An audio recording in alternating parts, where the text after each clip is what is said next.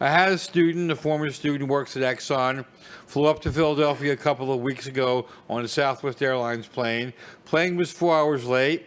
The rest of the passengers were snarling at the flight attendants and all the other airline personnel. And this former student of mine thought about the pictures in the heads of the other parties.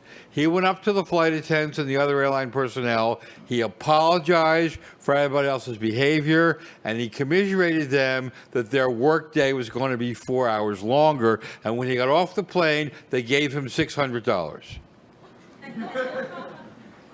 The only one on the plane for that to happen to, because he understood that it was about them, not him, that he needed to make the connection with, and he needs to step out of the emotion of the moment.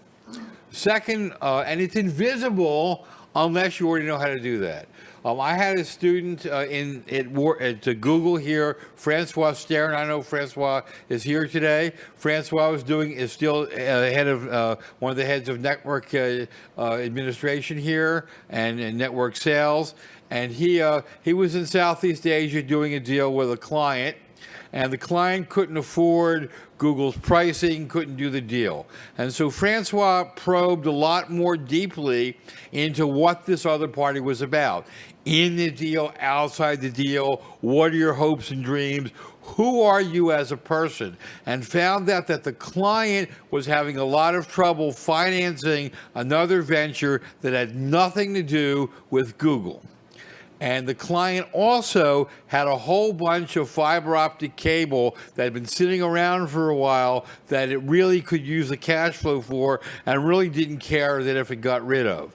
And so Francois went to the senior management of Google and got a loan for this company at favorable rates to finance its other venture, and in return got a 96% discount on the fiber optic cable, saving Google $500 million.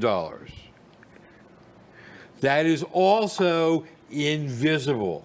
The notion of making a connection with them, no matter what the deal is, and finding something to get more with.